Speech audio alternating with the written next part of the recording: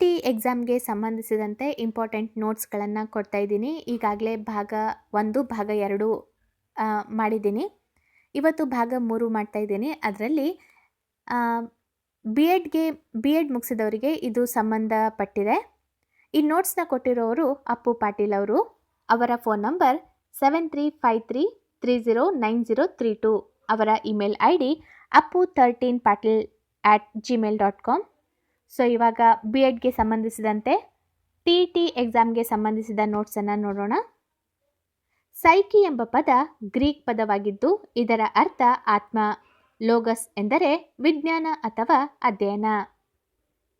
ಮನೋವಿಜ್ಞಾನವನ್ನು ಮೊದಲು ತತ್ವಶಾಸ್ತ್ರದ ಒಂದು ಶಾಖೆಯನ್ನಾಗಿ ಅಧ್ಯಯನ ಮಾಡಲಾಗಿತ್ತು. ಅಂತರಾವಲೋಕನ ವಿಧಾನ. ಅಂತರಾವಲೋಕನ ವಿಧಾನ ಅತ್ಯಂತ ಹಳೆಯ ವಿಧಾನವಾಗಿದ್ದು ಇದು ವ್ಯಕ್ತಿನಿಷ್ಠ ವಿಧಾನವಾಗಿದೆ. ಇದನ್ನು E.B. ಟಿಚ್ನರ್ ಎಂಬ ಬ್ರಿಟಿಷ್ ಮನೋವಿಜ್ಞಾನಿ ರೂಪಿಸಿದನು. ವೀಕ್ಷಣೆ ವಿಧಾನ. ವೀಕ್ಷಣೆ ವಿಧಾನ J.B. ವ್ಯಾಟ್ಸನ್ ರವರ ಕೊಡುಗೆಯಾಗಿದ್ದು ಇದು ವರ್ಧನವಾದಿಗಳಿಂದ ಪ್ರಾರಂಭವಾಗಿದೆ. ಇದು ಕೂಡ ವಸ್ತುನಿಷ್ಠ ವಿಧಾನವಾಗಿದೆ. ಪ್ರಾಯೋಗಿಕ ವಿಧಾನ. ಪ್ರಾಯೋಗಿಕ ವಿಧಾನವನ್ನು ಜರ್ಮನ್ ಮನೋವಿಜ್ಞಾನಿಯಾದ ವಿಲ್ ಹೆಲ್ಮ್ ವುಂಟ್ ಅವರು ರೂಪಿಸಿದರು. ಇವರು 1879ರಲ್ಲಿ ಜರ್ಮನಿಯ ಲೇಪಿಗ್ ಎಂಬಲ್ಲಿ ಮೊದಲ ಪ್ರಯೋಗಶಾಲೆ ತೆರೆದರು. ಇದು ಕೂಡ ವಸ್ತುನಿಷ್ಠ ವಿಧಾನವಾಗಿದ್ದು ಇದು ವರ್ಧನವಾದಿಗಳ ಮಹತ್ತರ ಕೊಡುಗೆಯಾಗಿದೆ. ಪ್ರಾಯೋಗಿಕ ವಿಧಾನ ಕ್ರಮಬದ್ಧವಾದ ವೈಜ್ಞಾನಿಕ ಮತ್ತು ವಿಶ್ವಸನೀಯ ವಿಧಾನವಾಗಿದೆ. ವ್ಯಕ್ತಿ ಅಧ್ಯಯನ. ವ್ಯಕ್ತಿ ಅಧ್ಯಯನವನ್ನು DFD ಬುಕ್ಸ್ ಎಂಬ ತಜ್ಞರು ರೂಪಿಸಿದರು. ಇದು ಕೂಡ ಚಿಕಿತ್ಸಾ ವಿಧಾನ ಎಂತಲೂ ಕೂಡ ಕರೆಯಲಾಗುತ್ತದೆ. ಇದು ಕೂಡ ವಸ್ತುನಿಷ್ಠ ವಿಧಾನವಾಗಿದ್ದು ನೈದಾನಿಕತೆ ಮತ್ತು ಸುಧಾರಣೆ ಎಂಬ 2 ಹಂತಗಳನ್ನು ಇದು ಒಳಗೊಂಡಿದೆ. ಸಂದರ್ಶನ. ಸಂದರ್ಶನ ಕೂಡ ವ್ಯಕ್ತಿನಿಷ್ಠವಾಗಿದ್ದು ಇದನ್ನು ಸಲಹಾ ಕಾರ್ಯಕ್ರಮಗಳಲ್ಲಿ ಬಳಸುತ್ತಾರೆ. ಪರೀಕ್ಷಾ ವಿಧಾನ. ಪರೀಕ್ಷಾ ವಿಧಾನ ಪದ್ಧತಿಯಲ್ಲಿ ಪ್ರಮಾಣಬದ್ಧಗೊಳಿಸಿದ ಪರೀಕ್ಷಣಗಳನ್ನು ಉಪಯೋಗಿಸಲಾಗುತ್ತದೆ. ವಿಭೇದಾತ್ಮಕ ವಿಧಾನ ಹೆಚ್ಚಾಗಿ ಪರೀಕ್ಷೆಗಳ ಮೇಲೆ ಅವಲಂಬಿಸಿದೆ. ಸಮೀಕ್ಷಾ ವಿಧಾನ ಅಥವಾ ಸರ್ವೇಕ್ಷಣ ಅಥವಾ ಕ್ಷೇತ್ರ ಅನ್ವೇಷಣೆ ವಿಧಾನ. ಈ ವಿಧಾನದಲ್ಲಿ ದತ್ತಾಂಶಗಳನ್ನು ಸಂಗ್ರಹಿಸಲು ಪ್ರಶ್ನಾವಳಿ, ತದಶೀಲು ಪಟ್ಟಿ, ವೀಕ್ಷಣೆ, ಸಂದರ್ಶನ ಮತ್ತು ದರ್ಜಾ ಮಾಪನಗಳನ್ನು ಉಪಯೋಗಿಸಲಾಗುತ್ತದೆ. ವರ್ತನಾ ಪಂಥ. ವರ್ತನವಾದದ ಪಿತಾಮಹ ಎಂದರೆ J.B. ವ್ಯಾಟ್ಸನ್. ವರ್ತನಾ ಪಂಥ ಅಂದರೆ ಕಾರ್ಯಕ್ರಮಾನ್ವಯ ಕಲಿಕಾ ವಿಧಾನಗಳನ್ನು ಕೊಡುಗೆಯಾಗಿ ನೀಡಿದೆ. ಪ್ರಮುಖ ವರ್ತನವಾದಿಗಳೆಂದರೆ ವ್ಯಾಟ್ಸನ್, ಪಾವ್ಲೋವ್, ಸ್ಕಿನ್ನರ್, ಹಲ್ ಮುಂತಾದವರು.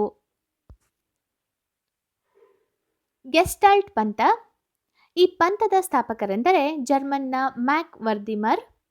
ಗೆಸ್ಟಾಲ್ಟ್ ಇದೊಂದು ಜರ್ಮನ್ ಪದವಾಗಿದ್ದು ಇದರ ಅರ್ಥ ಆಕಾರ, ಆಕೃತಿ ಅಥವಾ ರಚನೆಯಾಗಿದೆ. ಕಲಿಕೆಯು ಒಂದು ಗುರಿ ನಿರೂಪಿತ ಸಂಶೋಧಾತ್ಮಕ ಮತ್ತು ಆಲೋಚನಾತ್ಮಕ ಕ್ರಿಯೆಯಾಗಿದೆ. ಬಿಡಿ ಭಾಗಗಳಿಂದ ಇಡೀ ಭಾಗವು ಅರ್ಥಪೂರ್ಣವಾಗಿರುತ್ತದೆ. ಇಡಿಯಾಗಿ ಅಭ್ಯಾಸ ಮಾಡುವುದು ಎಂದರ್ಥ. ಗುಣಾತ್ಮಕ ಅಳತೆಗೆ ಮಹತ್ವ. ಅಂತರ್ಶಿಸ್ತಿನ ವಿಧಾನವನ್ನು ಕೊಡುಗೆಯಾಗಿ ನೀಡಿದ್ದಾರೆ. ಮುಂದಿನ ಪಂಥ ಮನೋವಿಶ್ಲೇಷಣಾ ಪಂಥ. ಮನೋವಿಶ್ಲೇಷಣಾ ಪಂಥ ವಿಯೆನ್ನಾದ ಸಿಗ್ಮಂಡ್ ಫ್ರಾಯ್ಡ್ ಅವರು ಇದನ್ನು ಸ್ಥಾಪಿಸಿದರು. ಮಾನವತಾ ಪಂಥ ಇದನ್ನು ಕಾರ್ಲ್ ರೋಜರ್ಸ್ ಮತ್ತು ಅಬ್ರಹಾಂ ಮಾಸ್ಲೋ ಅವರು ಪ್ರತಿಪಾದಕರಾಗಿದ್ದಾರೆ. ಜ್ಞಾನಾತ್ಮಕ ಪಂಥ ಇದನ್ನು ಸ್ವಿಸ್ ಮನೋವಿಜ್ಞಾನಿ ಜೀನ್ ಪಿಯಾಜೆ ಟೋಲ್ಮನ್ ಇದರ ಪ್ರತಿಪಾದಕರಾಗಿದ್ದಾರೆ. ಜ್ಞಾನ ಸಂರಚನಾವಾದ ಅಥವಾ ಜ್ಞಾನ ನಿರ್ಮಾಣವಾದ.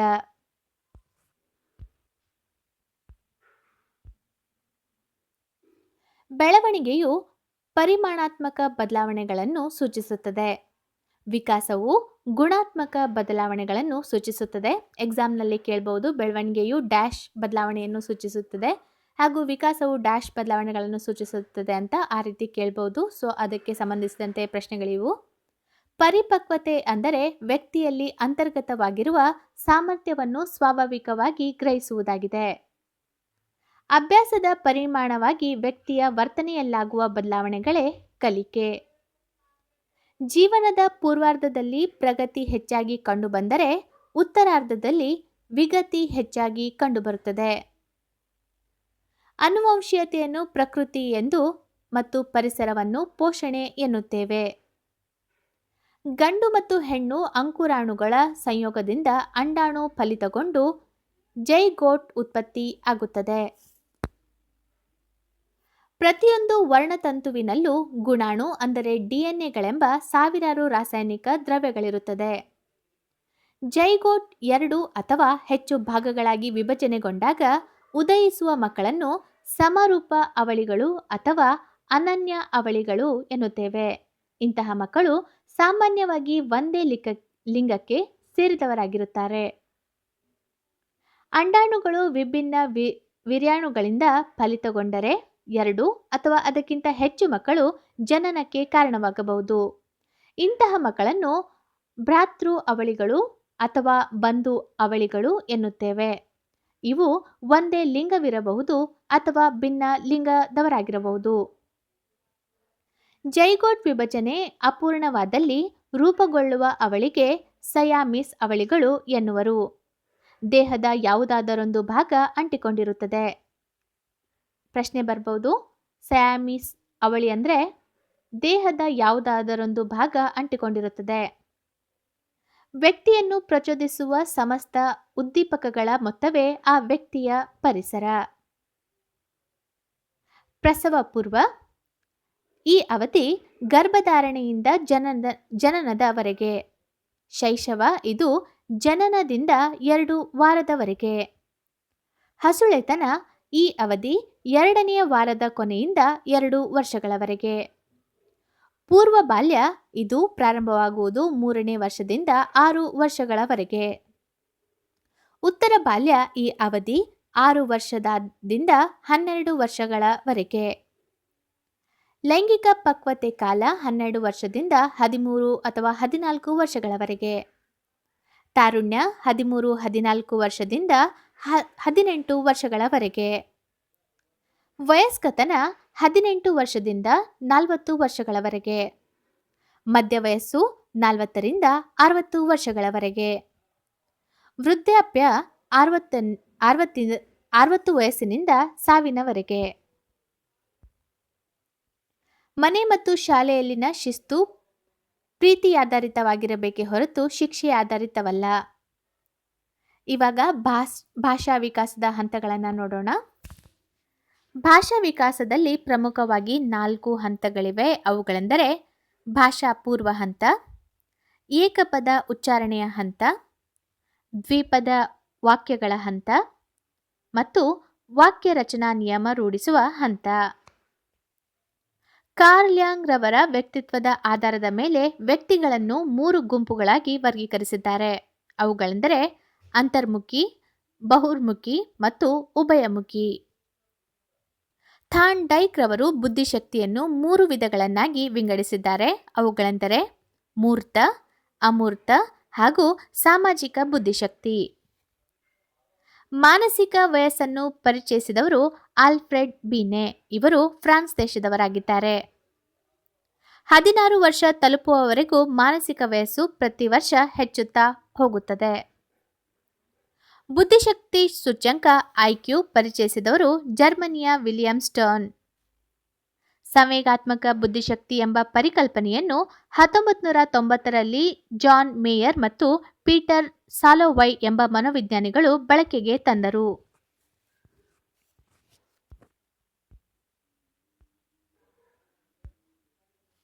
ವಿಶಿಷ್ಟ ಮಕ್ಕಳ ಶಿಕ್ಷಣ, ಅದರ ಕುರಿತಾಗಿ ನೋಡೋಣ.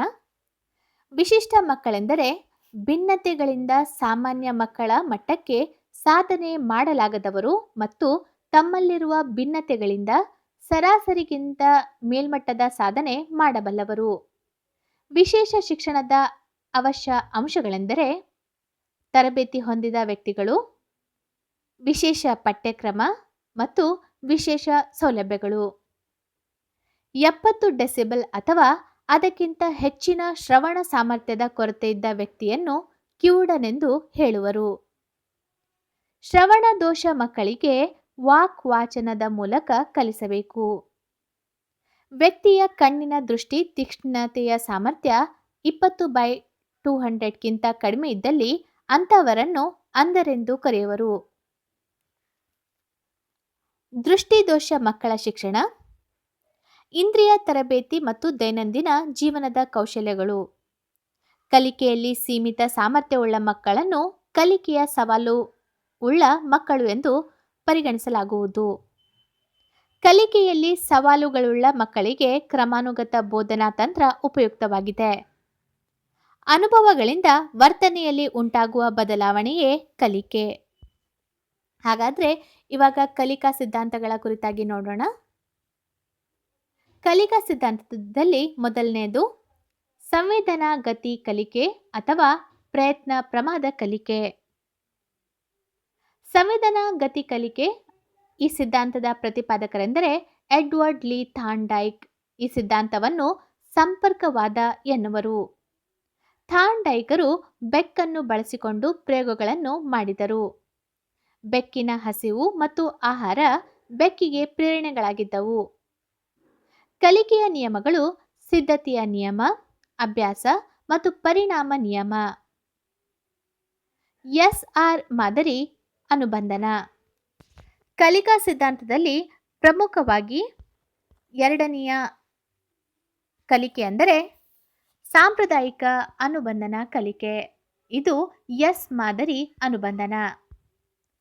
ಈ ಸಿದ್ಧಾಂತದ ಪ್ರತಿಪಾದಕರೆಂದರೆ ರಷ್ಯಾದ ಇವಾನ್ ಪೆಟ್ರೋವಿಕ್ ಪಾವ್ಲೋವ್.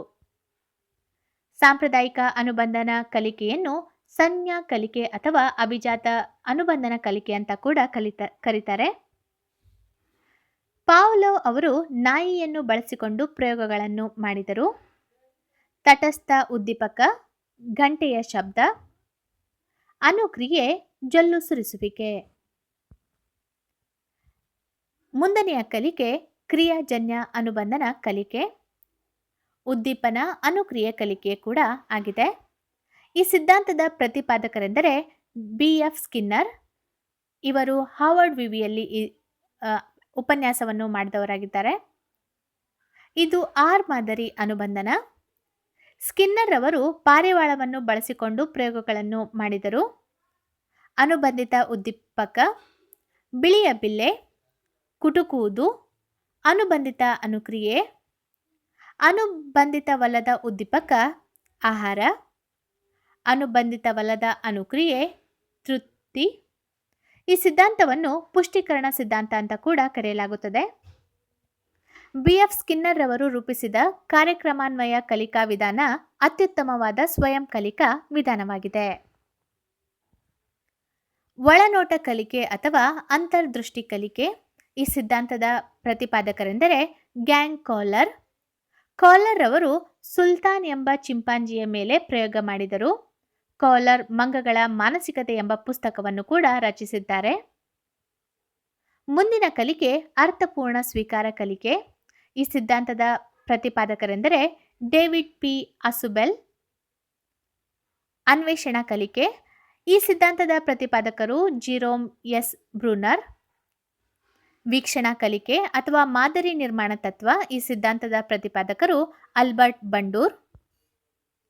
ಪ್ರಭುತ್ವ ಕಲಿಕೆ. ಈ ಸಿದ್ಧಾಂತದ ಪ್ರತಿಪಾದಕರೆಂದರೆ ಬೆಂಜಮಿನ್ S. ಬ್ಲೂಮ್. ಬ್ಲೂಮ್ ರವರ ಪ್ರಕಾರ ಪ್ರಭುತ್ವ ಕಲಿಕೆಯ ಅತಿ ಮುಖ್ಯ ಅಂಶ ಪರಿಹಾರಾತ್ಮಕ ಬೋಧನೆ ಮತ್ತು ನಿರಂತರ ಮೌಲ್ಯಮಾಪನ.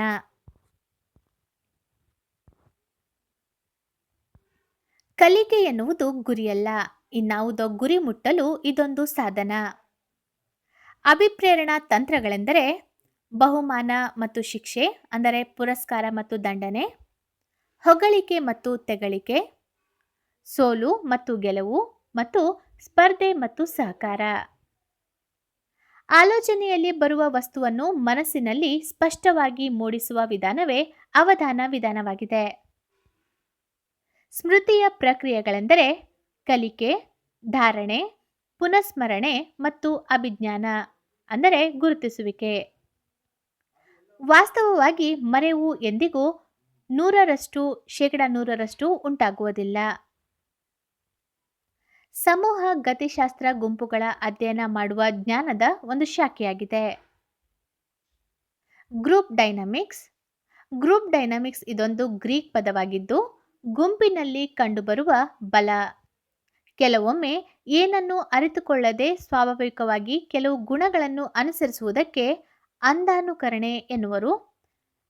ಪರೀಕ್ಷೆಯಲ್ಲಿ ಕೇಳಬಹುದು ಅಂಧಾನುಕರಣೆ ಅಂದರೆ ಏನು ಅಂತ. ಕೆಲವೊಮ್ಮೆ ಏನನ್ನು ಅರಿತುಕೊಳ್ಳದೆ ಸ್ವಾಭಾವಿಕವಾಗಿ ಕೆಲವು ಗುಣಗಳನ್ನು ಅನುಸರಿಸುವುದಕ್ಕೆ ಅಂಧಾನುಕರಣೆ ಎನ್ನುವರು. ಪಿಟ್ಯುಟರಿ ಗ್ರಂಥಿ ಇದು ನಾಯಕ ಗ್ರಂಥಿ, ಉಳಿದ ಎಲ್ಲ ಗ್ರಂಥಿಗಳ ಚಟುವಟಿಕೆಗಳನ್ನು ನಿಯಂತ್ರಿಸುತ್ತದೆ. ಥೈರಾಯ್ಡ್ ಗ್ರಂಥಿ ಇದು ವ್ಯಕ್ತಿಯ ಜೀವ ರಾಸಾಯನಿಕ ಕ್ರಿಯೆ, ಚಯಾಪಚಯ ಕ್ರಿಯೆಗಳಲ್ಲಿ ಪ್ರಮುಖ ಪಾತ್ರ ವಹಿಸುತ್ತದೆ. ಥೈರಾಕ್ಸಿನ್ ಹಾರ್ಮೋನ್ ಅನ್ನು ಸ್ರವಿಸುತ್ತದೆ. ಅಡ್ರಿನಲ್ ಗ್ರಂಥಿ ಇದು ಅಡ್ರಿನಾಲಿನ್ ಎಂಬ ಹಾರ್ಮೋನ್ ಅನ್ನು ಸ್ರವಿಸುತ್ತದೆ. ಲೈಂಗಿಕ ಗ್ರಂಥಿಗಳು ಪುರುಷರಲ್ಲಿ ಆಂಡ್ರೋಜನ್ ಹಾರ್ಮೋನು, ಸ್ತ್ರೀಯರಲ್ಲಿ ಈಸ್ಟ್ರೋಜನ್ ಹಾರ್ಮೋನು ಇರುತ್ತದೆ. ವ್ಯಕ್ತಿಯನ್ನು ಅಳೆಯಲು ರೂಪಿತವಾದ ಮೊಟ್ಟಮೊದಲ ವಸ್ತುನಿಷ್ಠ ಪರೀಕ್ಷೆಗಳೆಂದರೆ ಹೊಂದಾಣಿಕಾ ತಪಶೀಲು ಪಟ್ಟಿಗಳು. ಆರ್.ಎಸ್. ವುಡ್ವರ್ತ್ ರವರು ಮೊದಲನೆಯ ತಪಶೀಲು ಪಟ್ಟಿಯನ್ನು ರೂಪಿಸಿದ್ದಾರೆ. ಇವರು ತಪಶೀಲು ಪಟ್ಟಿಗೆ ವೈಯಕ್ತಿಕ ದತ್ತಾಂಶ ಹಾಳೆ ಎಂದು ಕರೆದರು. ಇದು ಅಂದರೆ ವೈಯಕ್ತಿಕ ದತ್ತಾಂಶ ಹಾಳೆ ಅಥವಾ ತಪಶೀಲು ಪಟ್ಟಿ ಒಟ್ಟು 116 ಪ್ರಶ್ನೆಗಳನ್ನು ಒಳಗೊಂಡಿದೆ. ಸಮಯೋಜನೆ ಎಂದರೆ ವ್ಯಕ್ತಿ ಮತ್ತು ಪರಿಸರದ ನಡುವಿನ ಸಾಮರಸ್ಯದ ಸಂರಕ್ಷಣೆಯಾಗಿದೆ. ಇದಿಷ್ಟು ಭಾಗ 3ರಲ್ಲಿನ ವಿವರಣೆಯಾಗಿದೆ. ನೆಕ್ಸ್ಟ್ ಮುಂದಿನ ಭಾಗದಲ್ಲಿ ವಿವರಿಸ್ತೀನಿ.